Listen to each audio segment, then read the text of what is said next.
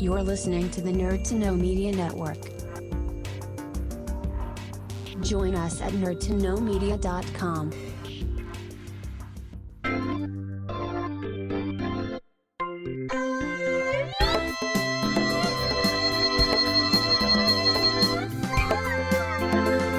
Hello, everybody, and welcome to this month's episode of Anime Crash Course. Today with a very special guest on us, we have Cian. Introduce yourself. Hi, I'm Cian McAllicone from Nerd to Know Media and the Game Corner, and I'm thrilled to be here. Just TZ's always hanging around, and we are very excited this month. We are talking about the sci-fi saga from 2011. This episode is on Steins Gate. Yes. What on earth is a Steins Gate? It doesn't matter. Okay, so before we kind of get into the series, bit of background on Steins Gate. So Steins Gate is a 2011 anime series developed by Studio White Fox.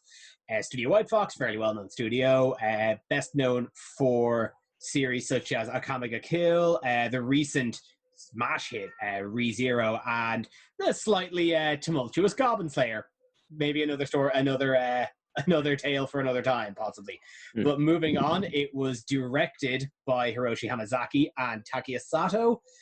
No real major credits as far as Takeya Sato goes, but Hiroshi Hamazaki, and you'll find this funny, Cian, is his most well-known directing credit outside of Steins Gate is for the anime Marvel movie Iron Man Rise of the Technovore.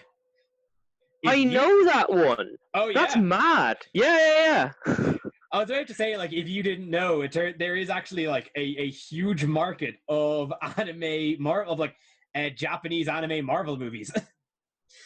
It's kind of in the logic of like sort of there's like a different Marvel universe for every single demographic, that kind of thing. Like it's also just like where we have the direct to DVD kind of animated films. It's just literally another market of that. My favorite little tidbit of knowledge is that in at least a few of the Japanese movies, Deadpool is voiced by the same I couldn't tell you his name off the top of my head, but is voiced by the same voice actor that does Dio in JoJo's Bizarre Adventure, and he brings same energy, and it's wonderful. Anyway, bringing it back on track to Steins Gate. So, Steins Gate, as it's an anime series based, is an anime series based on a pre-existing visual novel. The visual novel coming out in 2009, being developed by 5PB and Nitro Plus, two kind of small-time visual novel developers working under Spike Chunsoft. This developed in 2009 as part of the Science Adventure series, along with other titles such as Chaos Head and Robotics Notes, and various spin-offs of each. Now, Steins Gate is definitely the most well-known, mostly from the anime series, but from what I could dig into, all of the other installations of the visual novel series are all fairly well critical acclaimed. It's all sci-fi, which isn't something you get a huge amount of in anime and visual novels. So it's carved out its niche. So the series then ran for 24 episodes, being a complete season. And that is what we are talking about today. So, can I just ask, how many minutes do we have on the clock so far? Oh my god, not enough. No. What I was hoping to ask is, no matter how many minutes it is, it's impressive you've made it this far without just mentioning time travel in general. Well, yeah, okay. I've mentioned it's a sci-fi series. The big conceit. Okay. I suppose we'll kind of get into what is talking about where Steins Gate comes from. What's it about? So the series follows... this is going to sound so corny. Just having to say it out loud. The series follows self-proclaimed mad scientist Hoin Kyoma, aka his actual name is Okabe Rintaro, college student working in the Future Gadgets Lab in a small apartment in Akihabara, Tokyo, along with a colorful range of characters such as his childhood friend Mayori and his super hacker roommate Daru. And these are just a bunch of freaky nerd weirdos that hang around and really kind of do nothing all day until literally just playing around with a microwave, they unlock the secret of time travel. Well, I mean, that's slightly unfair because actually I was really impressed, not to get too ahead of ourselves, but I was really impressed with like how there have been many time travel shows. I really like how this series breaks down logistics of how time travel would work, if you know what I mean, even if it is by way of microwave. Oh, the show, I'm not, like, the show itself is very, very clever. The characters are dumb. Oh God, yeah. I not to kind of blow our own trumpet, but I once like the gang of 6 of them were together, I was like, oh, I'm getting serious Nerd to Know vibes. Like just the 6 of them just hanging out and talking about nonsense, you know. We should rent an apartment together. Like poor Katie and Lisa be turning up. Doo, doo, doo. Okay, we are at 5 minutes and we have had our first tutoroo. Good to know. Good to keep on the clock. See, I think if there was 4 of us, it would have been quicker. It would have been quicker. Now, much like with our Promised Neverland episode, we are going to do kind of a hard cut, just because of the kind of the time travel nature of the show. There's lots of reveals, there's lots of intrigue, there's lots of that. So we are going to be kind of breaking it down to a mild kind of less spoiler full area. So up till about half the season, we're going to talk just broad themes, broad kind of broad plot beats, and kind of get into the characters and that. And then maybe halfway through the episode, we're going to cut and then get into big plot reveals that happen later on the series. So just a heads up, we'll give you a fair warning on when. Yeah, just listen for the do. There's going to be a lot of them. Okay, so we've already mentioned. So I suppose we'll first kind of get into the characters. There's a lot of they're very colorful cast of characters. Obviously, we have our protagonist himself, Okabe Rintaro, Kyoma. And I've got a lot of in like my notes on this. I ended up I'd say I've got a whole Google Doc page on just my feelings on Okabe Rintaro as a character as the series progressed. Yeah, because he does go on just a journey. He starts off like, if you remember that show Invader Zim, if you mix that character and the human who's trying to get him into one horrible super being, I think that's kind of the sheer levels of megalomania. Oh my God, and science know-how. Cross that with your edgy cousin and you've got it. Yeah, definitely. Like he kind of goes from being incredibly just unlikable, kind of awkward to watch. Yeah. You're kind of just like, oh God, why is this our main character? But I think for reasons we'll get into later, he does grow and he does kind of develop as a character.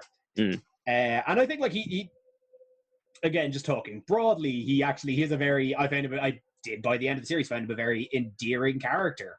God, why did I start with him when I said I wasn't going to do spoilers? We'll come back to... So maybe we should just do starting places then, considering this is time travel and it's going to get complicated very quickly. So where does Okabe start? Oh, he's a loafer.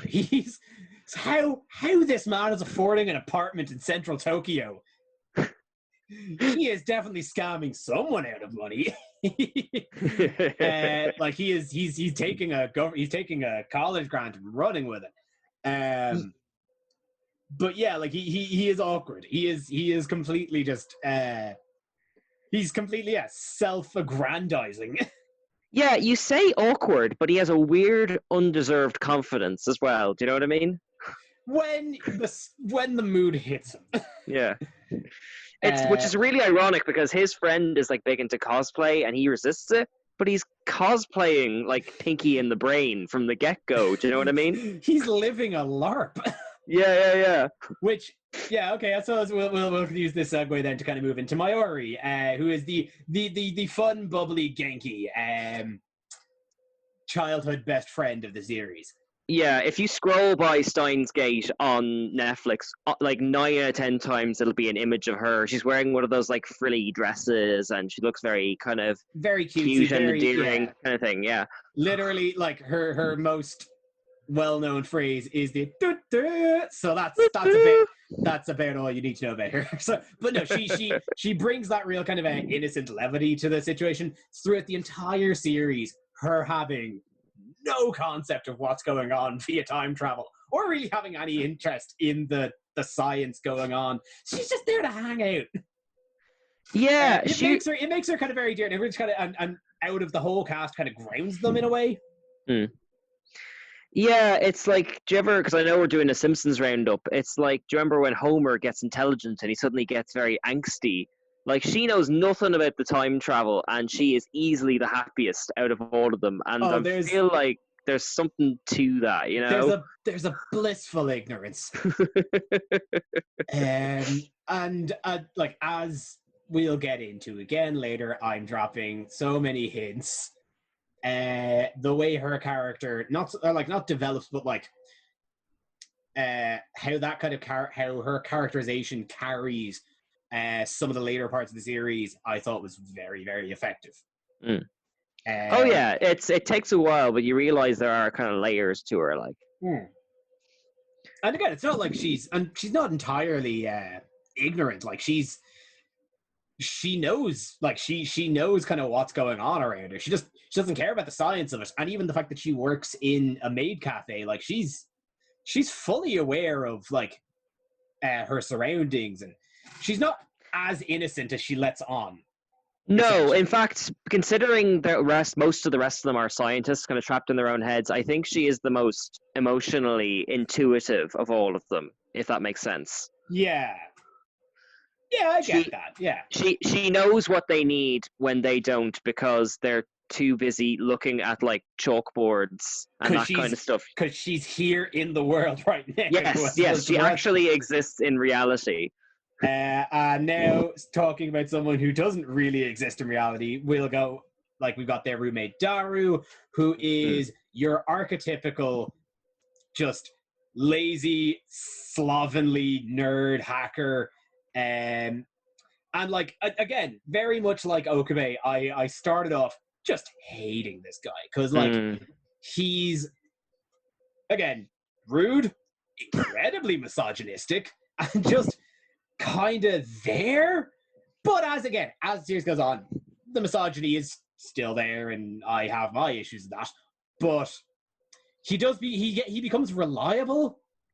Like he is where Okabe pretends to be a mad scientist genius. This guy actually kind of is. Yeah, actually, because sorry, I didn't mean to interrupt you, but we were kind of talking about this in the shop. He is incredibly obnoxious, but A, he is never cruel on purpose, and B, while he's making all these sexist comments, he's also working 24 hours to get his friend's project done for him, usually without even asking. So, like, there is a sort of, there's a fierce loyalty to him. He would never make anyone uncomfortable on purpose unless he thought it was funny. I get what you mean, and I'm annoyed that it never goes away. That's but like if he grew out of it, it would have been okay. But like that's it's one of my it's a criticism of the show itself and the writing. But when it comes down to him, I didn't find him. He didn't wear out his welcome, and he's not too. It doesn't come up too much. But he's he's the actual brains behind the operation. Well, one of the two brains in this room, the other then being the female lead of the show, essentially, Max Kirisu. Yeah. This is the American character, is it? Yes. She's an American 18-year-old prodigy. She's a child prodigy. She's kind of ahead of her classes, and she's a natural, intuitive scientist and that kind of stuff. She's famous in the scientific fields for being featured in various research journals. Yes, and she has a slight ancestry with her dad also being a scientist. We won't get too into that now, but there's a sort of inheritance there. Yeah, so she's the other big brain in the room, and kind of it helps, and like it's when she kind of enters the ring do they actually truly unlock time travel accidentally again. Yeah. Briefly touching then, so there's also kind of a cast of minor characters. There's Ferris, who is the the Catgirl cosplayer who both owns and works in the Cat Cafe, which Yeah, I'm Taru, looking at the cast list. I did not know her second name was Nyan Nyan. I don't think that's her actual surname. I think they mention it because her family does come up in the show. I think that's self-imposed. There is Rukako, who is the son of a shrine priest in Akihabara, who I suppose, for lack of a better way of wording it, just worships the ground that Okube stands on, and kind of sees him as a pseudo mentor. And then there's Moeka, who is the incredibly socially anxious. Honestly, she doesn't really have much of a character because it's worth saying the conceit of her character early on, which is that she will only communicate through text message, even if she's standing within social distance of you. Do you know what I mean? Yeah, that's about it for her for at least 20 episodes. So she's just kind of there. Okay, and I'm just gonna swing back to Rukako for a moment, because this is probably one of my biggest gripes with this show. Right. In that, like, Rukako is portrayed, the series goes out of its way to define that, at least in oh god, this is time travel fuckery at its fuckiest. Can we write that on the poster if they ever do like a Steins Gate like big event thing? Rukako in the primary timeline of the series is identified, and the show just goes out of its way to remind you that Rukako identifies as male, and is identified as male, but presents incredibly feminine, incredibly light. And it's how the show presents it. And I'll say this kind of off the bat, is that their reason for wanting to change the past, because that's a part of the series, is various characters kind of want to change what happens in the past when they find out they get time travel, is that they want to become a woman, in the dumbest reasoning, with the dumbest solution I've ever heard, in that to send a message to their parents before they were born to eat more vegetables, because apparently that's how girls happen. Yeah, Stevie I told her about this, and her eyebrow went like 5 miles above her head. Yeah, eyebrows through the roof.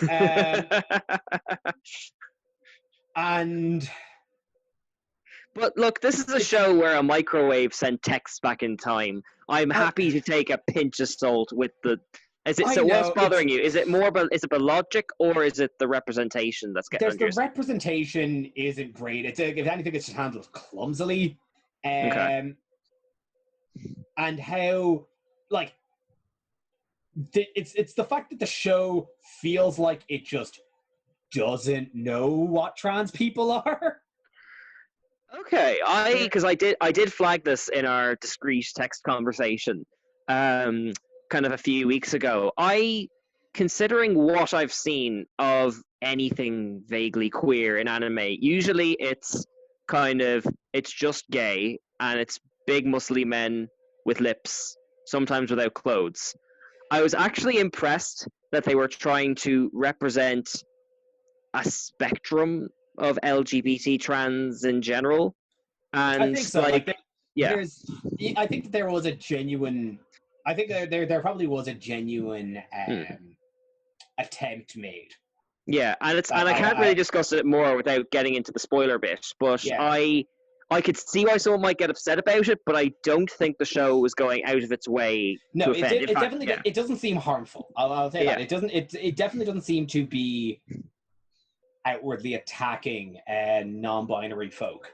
Yeah. But it does come across just kind of clumsy and clunky, and again, just definitely didn't seem to understand what it how it definitely didn't understand how to represent Mm. a non-binary person. And again, the fact that they're, because again, they explicitly say that they want to be a woman, and their solution is time travel text messages instead of transitioning. Just seems short-sighted. Well, how easy would it be to transition in modern Japan? That's what I'm wondering. That. Yeah, no, that's fair. And I'm not going to speak to any knowledge of trans culture in Japan. Yeah. And again, this is a series from 10 years ago. So, there's obviously been a lot more modern sensibilities that have kind of come into the world. So, it is, I suppose I'm holding it to a grill, but I think the show does so much right that this is the one that kind of flagged. And I think it's fair to point it out because I think that this would be a sticking point for a lot of people watching it.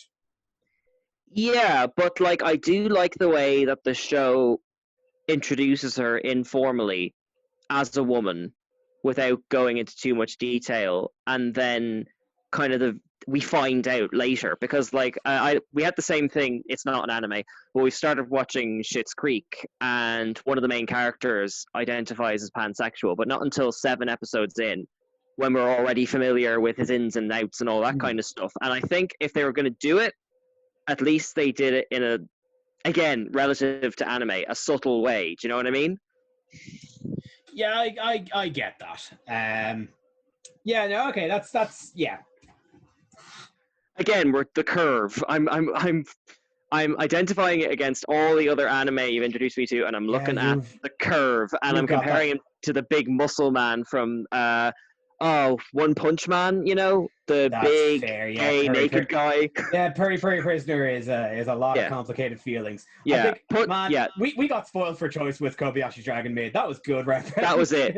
I'm putting this in the midpoint between Kobayashi and One Punch Man with a star for effort. Yeah, we got a corkboard now of representation in anime. Yeah. I guess this is what the podcast is now. Okay. There is also Suzuha, who mysteriously shows up at the Future Gadgets Lab, or should actually know, the CRT TV shop underneath the Gadgets Lab, who is their landlord, who is also a character, actually, is the owner of the CRT TV shop, who's Mr. Brown was his name. Yeah. Which actually, I suppose we never got into it. So did you watch the sub or the dub? Yeah, for the last 3, I've watched the sub, but for this, I watched the dub because I know what you're going to say. It's because J. Michael Tatum and Christopher Sabat, who are All Might, and Ida from My Hero Academia were in this. I was like, I gotta do the white English voice. I've got to hear this. Oh yeah. Oh man. For sure. So I watched the sub this time around, but I've watched it in the past and watched it. The first time I watched it was the dub. Both are both are fantastic.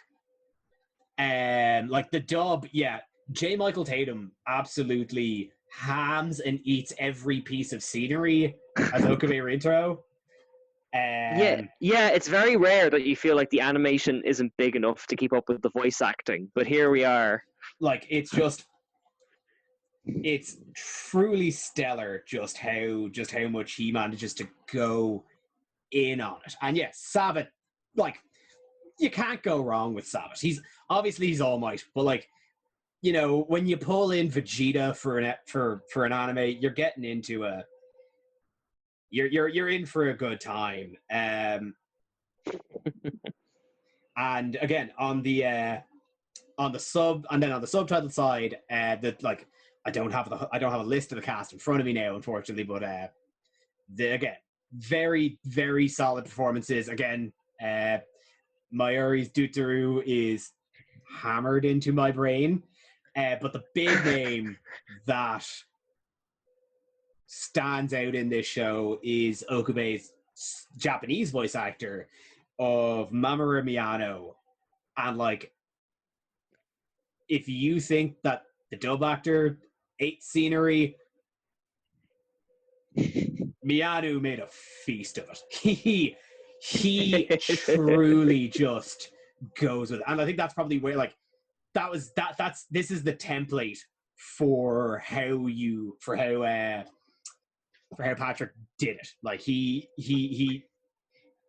Mamoru Miyano is a veteran. I'm looking at his CV. He was Light Yagami and all these like amazing kind of big lead characters. Like, yeah, no, and like I think Rintaro is probably one of his crowning achievements. His other personal favorite of mine is his role as, the name has escaped me, but the lead, the manager in Zombieland Saga. But that right. is possibly another talk for another day, my friend.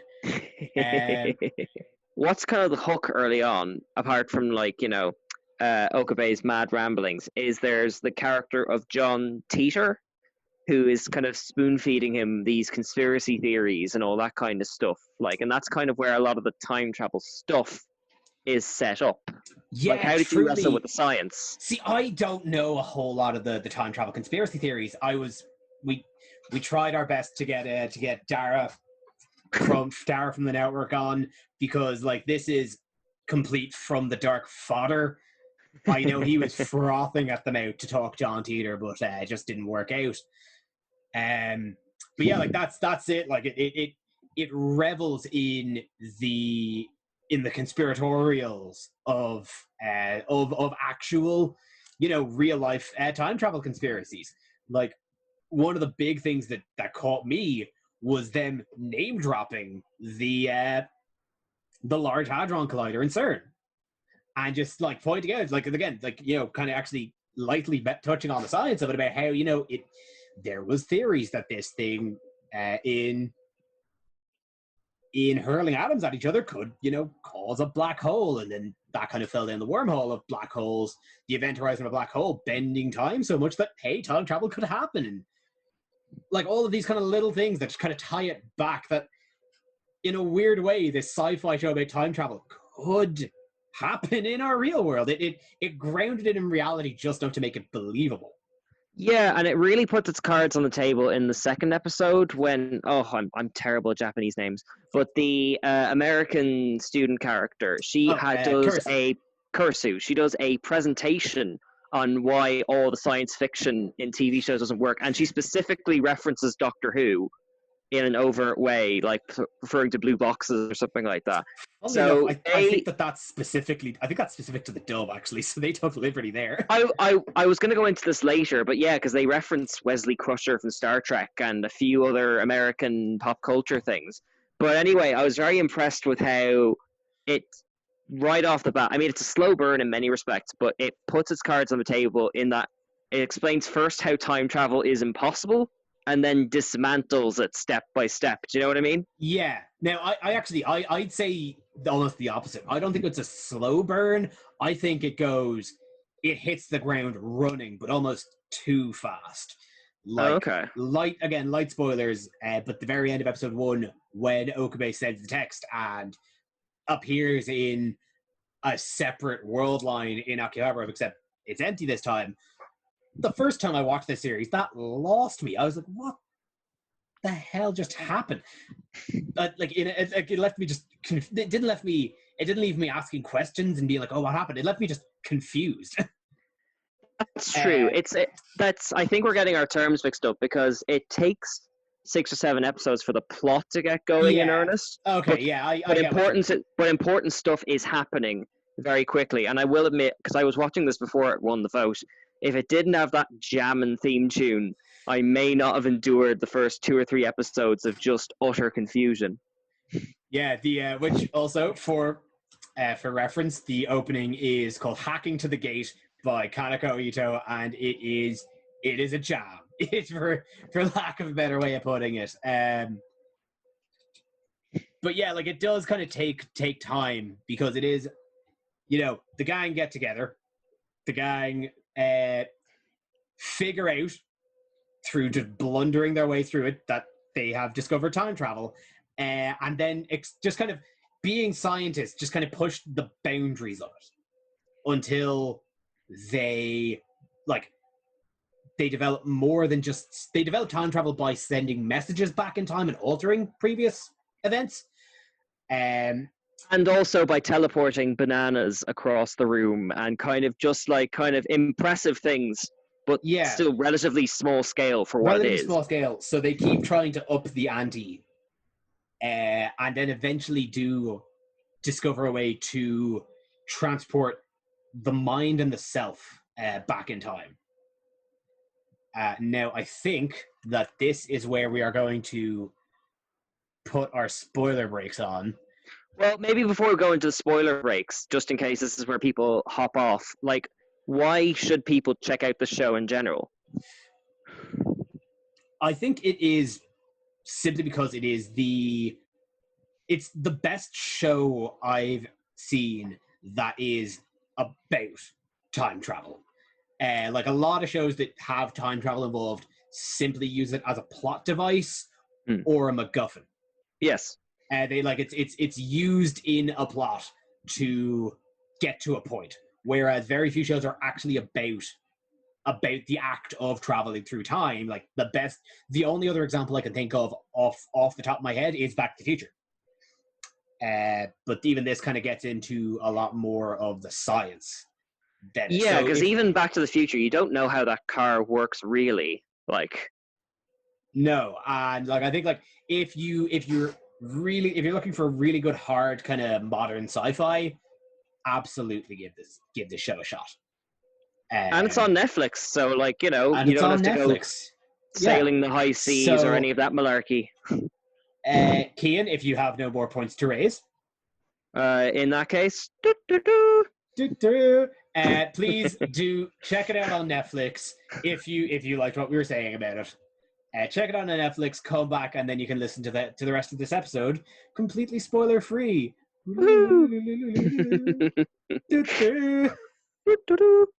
Spoiler full area. Okay, so just to summarize where we are now. So the gang have discovered time travel. However, I love how you're calling them the gang. It makes it sound like it's Always Sunny in Philadelphia. You know what? I honestly had that thought. They are kind of in It's Always Sunny gang. Yeah, it's just sort of like 5 or 6 strays who just hang out and get notions of ideas and have terrible consequences and never learn. And never learn. Well, sometimes learn.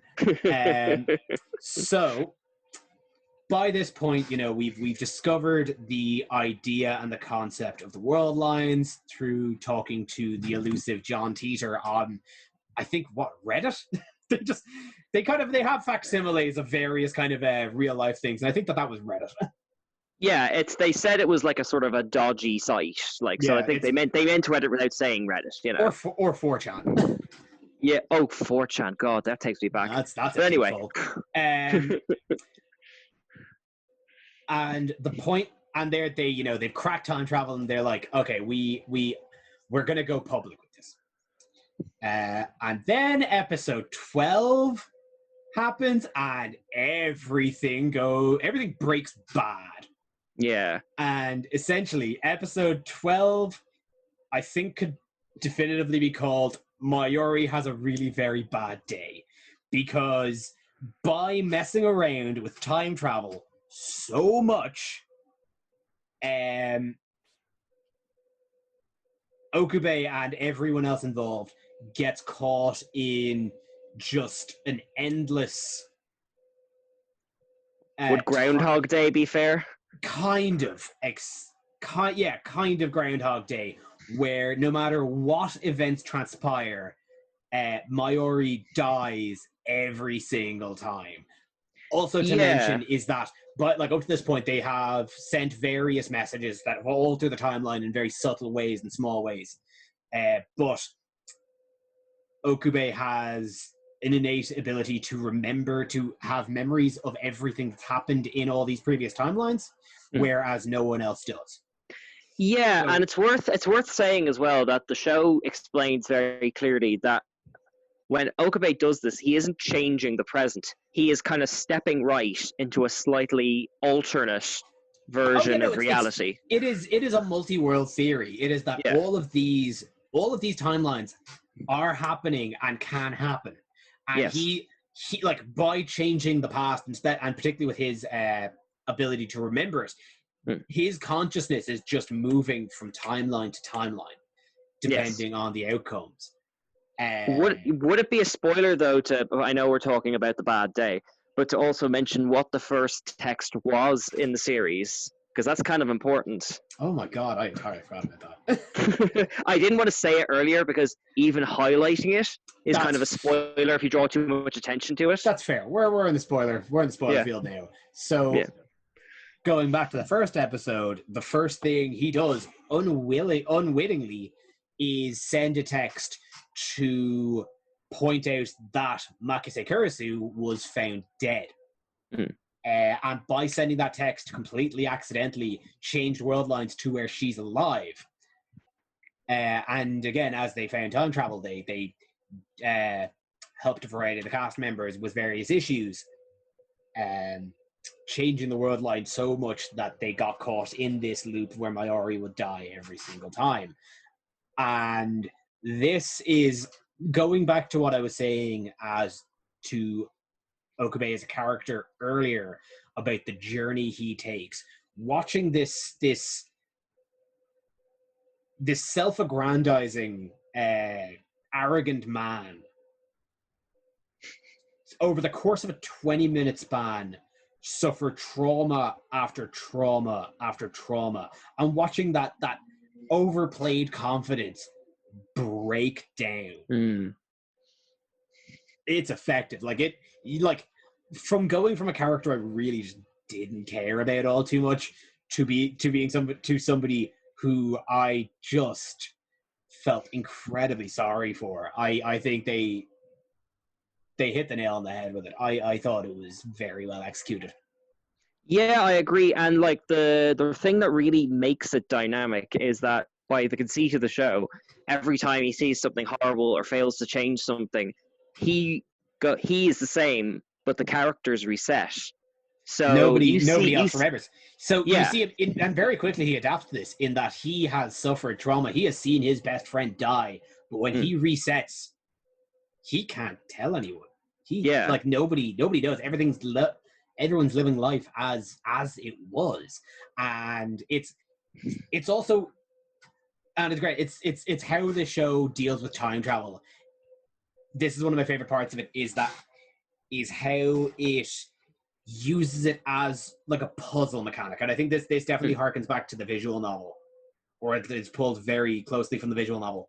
Is how each time loop he picks up just one new piece of information, just learns one little extra thing to lengthen the next time loop or to help him figure out how to prevent the next thing. Yeah, because I mean, it's worth saying by episode 12, like, reality for him, even before things go wrong, is kind of a mess on the floor. He needs a computer that he's lost. He can't trust anyone. He thinks there are agents all around him and all that kind of stuff. Like from what they thought was a very kind of simple, minor changes. One of these minor changes that they enacted earlier on the season completely changed the landscape and the economics of a subsect of Tokyo. Ferris's text earlier that at this point in the series we didn't know the content of, just stripped Akihabara, a very well-known otaku hub, of its fandom, and turned it back to just an electric town. It's the butterfly effect. Like, what could be seen as a minor change in the past has drastic consequences that changes the very foundation of the world in which we live. Exactly. And I was saying this to you in the shop the other day, actually. It kind of reminds me of being stuck on a level in a video game where it's like, or even doing a Rubik's Cube or something, where every time you try a new avenue or explore a new possibility, you just get further and further stuck. And it's that frustration of not knowing kind of which angle to take, Yeah, and eventually he does realize that the only way out is to just try and untangle the Gordian knot of various time travel shenanigans that he's done to undo what he did. And I think this is where I love the pacing. Like, I loved the pacing of the show up until this point, but I think this is where I could only think, like, when he starts undoing the text messages, it only seemed clear to me that this was ripped straight from a visual novel, because the next 3 or 4 episodes are very much small, self-contained stories that are Okube spending time with ex-female member of the cast. Yeah, but I quite liked about that, because the earlier episodes did so much setup. And, like, again, that dynamic thing of he's been traveling, they haven't. That basically all the elements were set up there for them to have a dynamic, whoever it was, for them to have a dynamic story together and have that bittersweet thing where he'd remember it and they wouldn't. Yeah, I get that. I don't know. So it just seemed very... I don't know. I had it in my head that, like, this just feels like I could be playing the visual novel as opposed to watching an anime and watching various kind of directorial styles, which up until this point I thought it was doing very well, that kind of interplaying between various, like, the variety of the cast members. But this one just felt very systematically just Okube goes here, spends time with him, spends time with X. Okube goes here, spends time with Y. I can see that, but I think the whole show is built around the consequences. So each of them sent a text. You don't know what it's about, and now you actually have to explore and live in the consequences of that text, and essentially convince each of them to give up something incredibly important to them just on trust, really. And he has to do that with his charisma, which, as we've established at the start, he has none of. Exactly. Yeah, no, I get that. I think I'm just pulling hairs at this point, honestly. No, I think maybe we're looking for different things from it. I thought it hit its stride at this point, but obviously this kind of wasn't sort of nourishing you in the same way. Not really. I think I still thrive in the drama. I like me some slice of life kind of character based, but I lived for the suffering. I'll admit that now. Well, it seems like this studio is the one to go to then, between this and RE0. God, yeah, no, White Fox love making people hurt. So, as then the story goes on, you know, he spends his time with Ferris and ends up convincing her to undo her text, which you find out is to bring her dad back to life, which was very touching, actually. I thought that was a very good episode. Considering she was a gag character up to this point, yeah, that felt like a very hard turn, which was well earned. Like, oh yeah, it was like it pulled the rug out from under you, but it didn't feel contrived, and I quite enjoyed that. And then there was Ruko, obviously having to give up having to realize that they were a guy in the other timeline, and allowing Okube to reset that. But then we get on to Moeka, and as I mentioned, up until this point, she's kind of been a non-character. And it's at this point that we find out that they... Or actually, no, sorry, reset. It was, she was, because she was the assassin that kept killing Mayuri. God, this is with the phone, yes. Yes. Fun fact, it's not easy to talk about a time travel story forward. No, trying to make chronological sense of this series on 4 hours sleep is you know, we're doing the Lord's work right now. This is nothing. Fun fact, my kind of lockdown project has been to put the Doctor Who Time War in order. Can't. Oh, why would you do that to yourself? Maybe I just like suffering too. Maybe we'll all just need to hurt a little bit. But sorry, go back to your point. But yeah, so it is like middle of the series now, kind of going back. It's revealed that Moeka is actually an assassin And that's the one reveal. Like, this is the one reveal I really did enjoy, was them being conspiracy theorists on 4chan and having all these things, like how CERN is the is the dark government, and how there's, it's lizard people taking over. Yeah. Oh, they're gonna open up time travel. They're gonna open up black holes under Switzerland, and they're kind of spouting all this stuff, and you're like, yeah, okay, I get you. Only for it to turn out to actually be true. I thought it was the opposite. I thought that like they were living in a world which was quite tame, and through their meddling, they had inadvertently created this paranoid thing. I don't know. It's that like I just seeing how extravagant the characters were, and kind of that they were conspiratorial by nature. It caught me.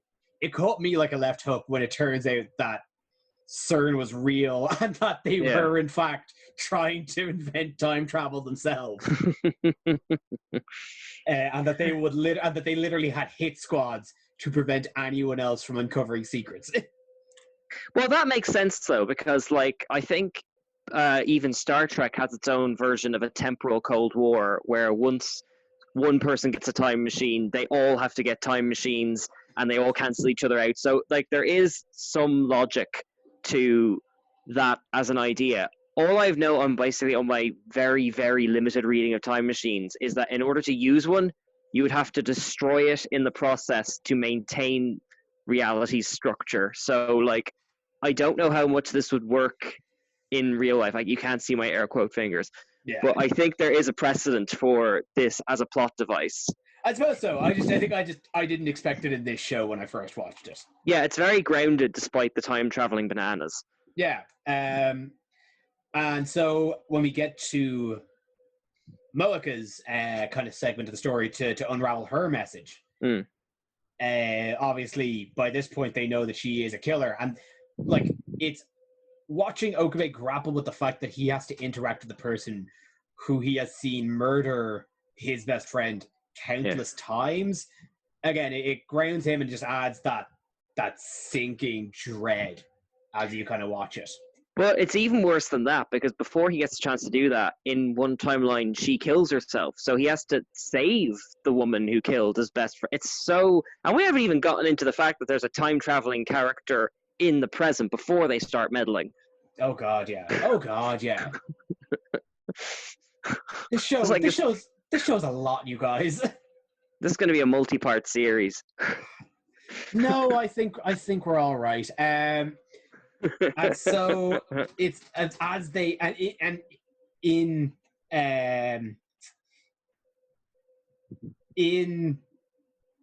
so Suzuha Amane is yes, the time traveling one. It's time traveling, who we find out has been the John Teeter all along as well. Yeah.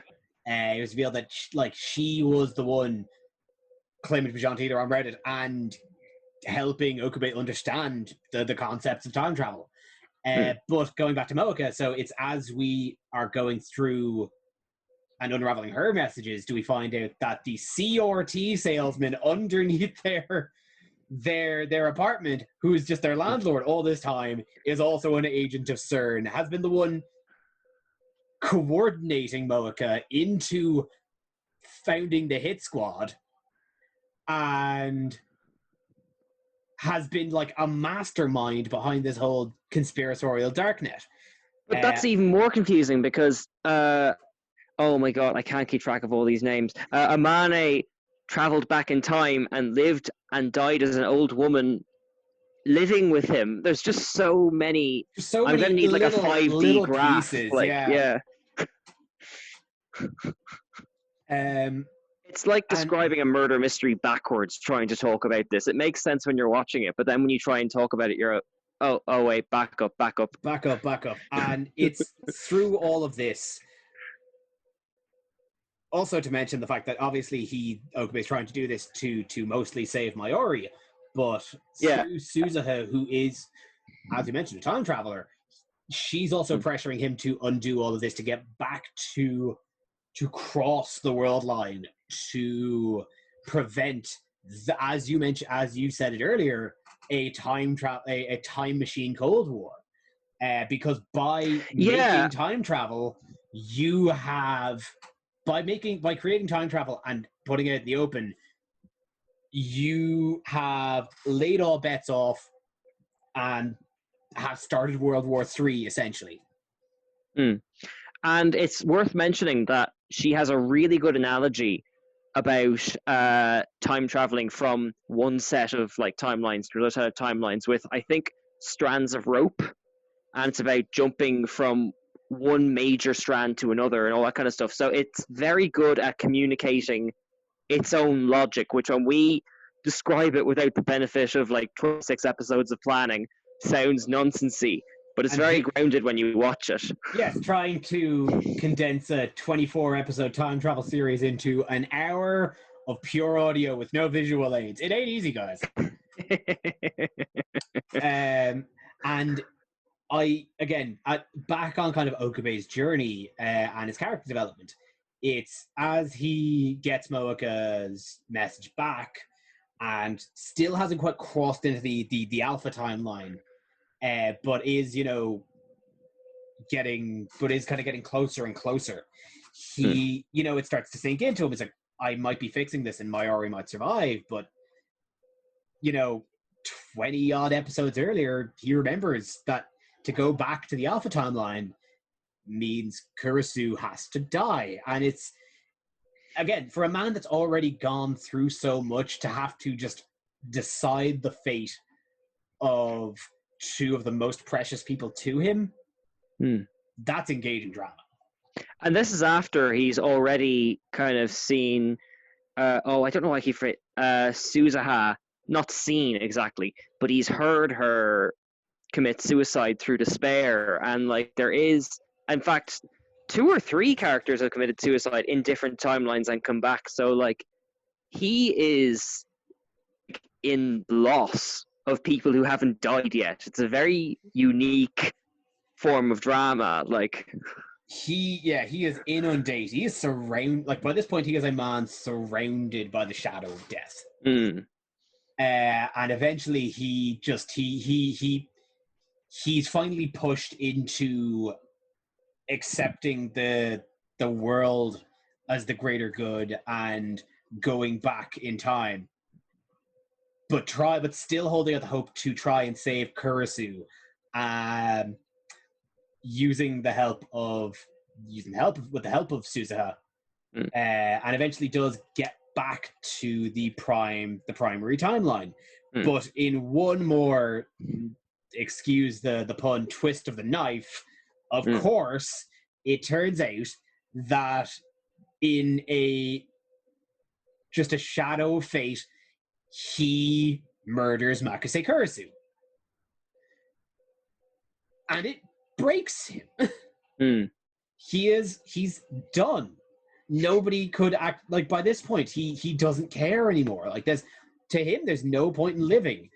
But the only person that can actually shake him out of this turns out to be himself from 15 years later, because this show isn't done with time travel yet. Of course not, because they've 25 episodes in, they've earned their Doctor Who Deus Ex Machina at this point. It kind of is.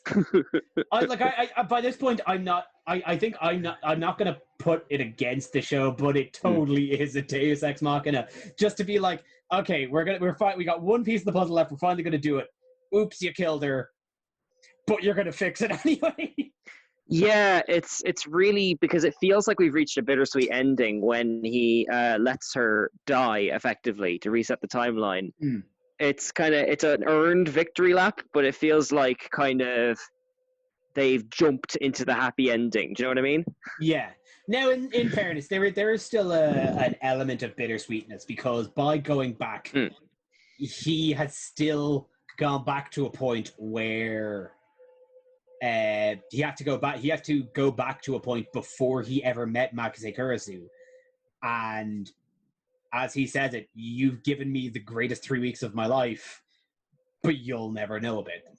Yeah. And then the show wraps up with him meeting her, and then it's just kind of left on an ambiguous note. And I kind of like that. A hopeful one, though. It's A not like hopeful, the end yeah. of the actual Butterfly Effect movie where they pass each other in the street without talking. Like, not that kind of thing. Like, No, and like I really did enjoy the ambiguity of it. Of they finally get to meet, and it's kind of up to you on whether they can fall in love again. Which, by the way, if you're still listening, you didn't know that. That's what happens. yes, of And course. I really liked it. I thought it was very I thought it was profoundly beautiful.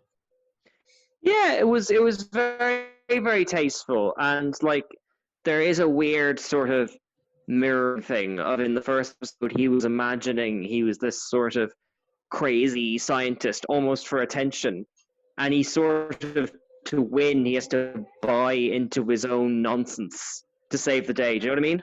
Yeah, but now after having gone through truly an ordeal, he can proudly call himself a mad scientist, but he's much more grounded, and he has a fully fledged future gadget research lab with several members. That's true. Yeah, he sort of takes the long way around to back to where he started with his sort of big imaginary theories, and he ends up with his team, but he brings with him all the kind of charisma and interpersonal skills that he learned along the way. Yeah, and like it really for as kind of convoluted and tightly wound the show is, it really does manage to wrap it up and finish with a bow on top. It managed to really kind of tie up every loose end. It just there's a sort of Your Name-ish quality to the end, isn't there? Like, oh god, yeah. Oh yeah, and like if I'm comparing anything to Your Name, there's a good light there. Okay,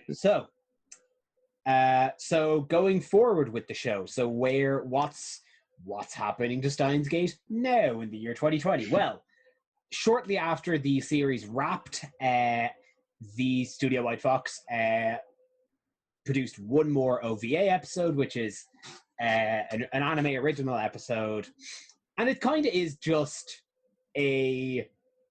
another 20 minutes with these characters. It essentially takes place after the events of the main series. Kurisu invites them to go to LA, and you just get like a little bit of each character, and it kind of confirms that she doesn't exactly remember Okube from the other timelines, but the memories are kind of sinking their way into her, and it basically just affirms that they are falling in love. Personally, I wasn't huge on it. I think it undercuts. I think it undermines the original ending, which I love to bits. But like if you want more time, it's one more episode with these characters. That's kind of what it is.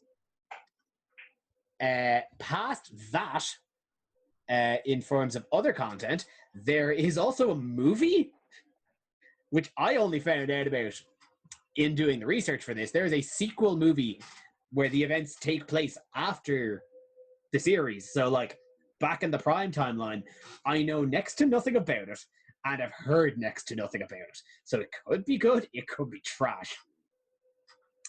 Your guess I'm is not as good sure as mine. if a movie would be big enough to have a plot like this, though. Do you know what I mean? It would have to be a very simple problem. There is a real, like, what can they actually do to... Yeah, like, I mean... to do this. So yeah, like Dragon Ball Hero Aka, just invent a nonsense baddie and put it somewhere between the series and let people have popcorn. Done. That's fine. This show, I'm not sure how you could lend it to that form, Yeah, I don't know. I think I have to give it a shot out of just sheer curiosity. So that is called Steins Gate the movie, Load Region of Deja Vu. So I suppose I have to find that somewhere. That's my weekend. So past that, there is also a full pseudo sequel series. As I mentioned earlier when I brought up the science fiction adventure series of visual novels, each of them had their own kind of spin-off visual novels, and Steins Gate is no different. So the Steins Gate visual novel had a spin-off called Steins Gate Zero, which itself then got an anime adaptation.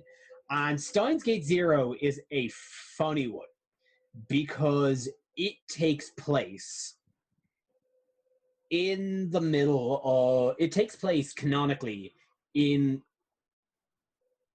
around the penultimate episode when Okube goes back in time, kills Makase Kurisu to get back to the Prime timeline, but before he gets the video from himself 15 years later.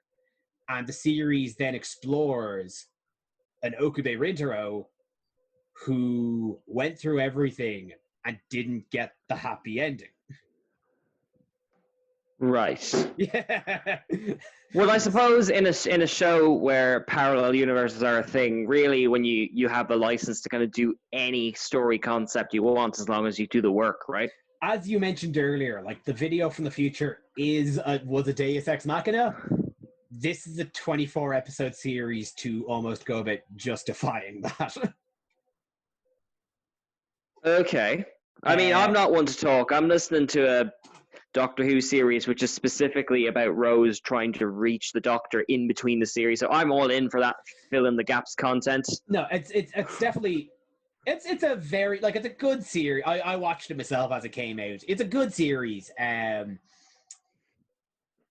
It's not as tightly scripted and as solid as the Prime series, but it's a fascinating deconstruction of the characters we got to know past everything that happened in the main series. And it brings up just some kind of interesting concepts. And again, knowing everything that he went through in this series and everything he's going to go through in Zero, when he finally gets to that end point in Zero, knowing he gets the ending of the Prime series, there is catharsis in that. But right. Okay. So it's worth your time if you like it. If you really did enjoy Steins Gate, I would give Zero a shot. It's don't expect the same amount of quality, but it's more of this.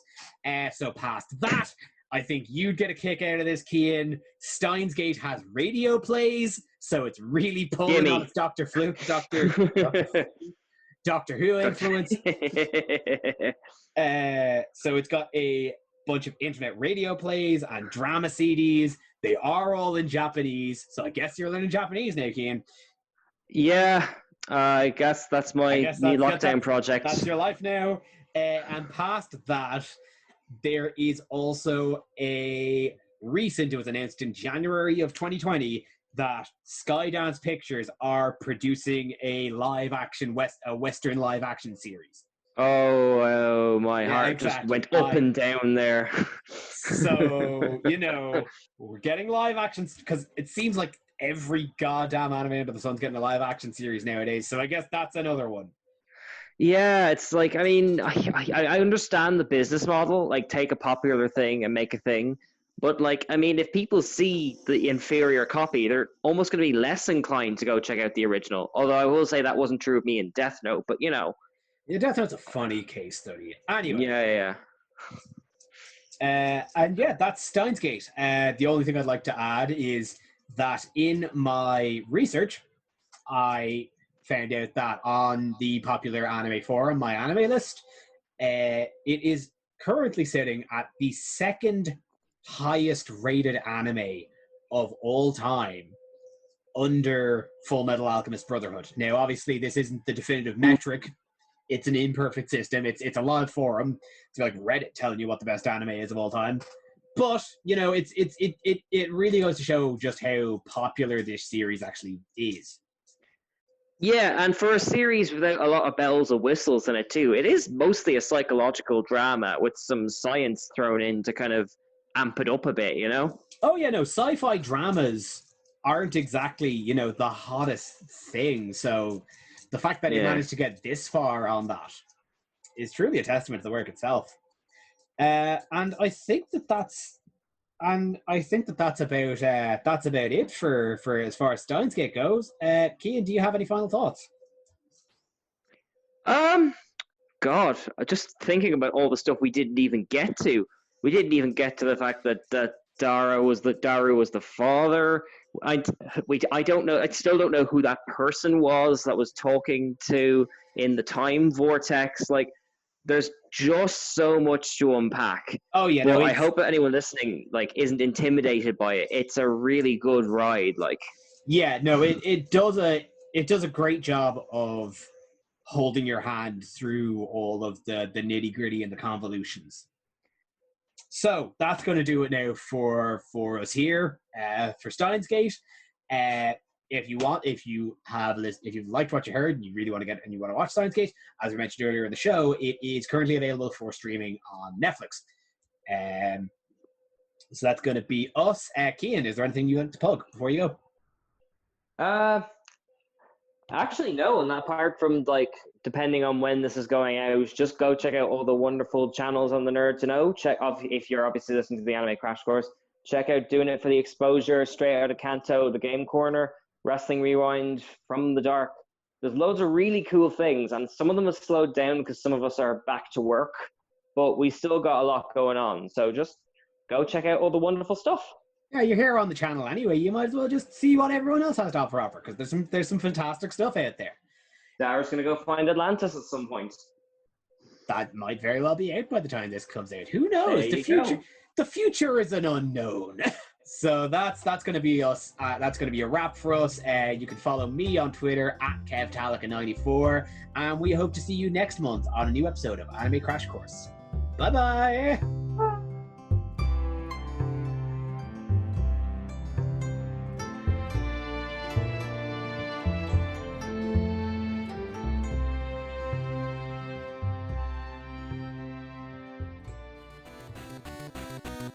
Thank you for listening to a Nerd to Know Media production.